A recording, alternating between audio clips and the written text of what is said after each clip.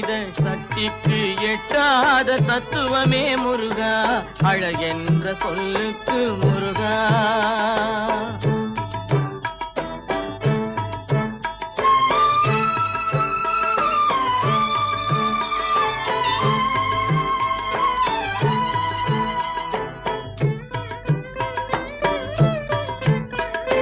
பிரணவப் பொருள் கண்ட திரு முருகா,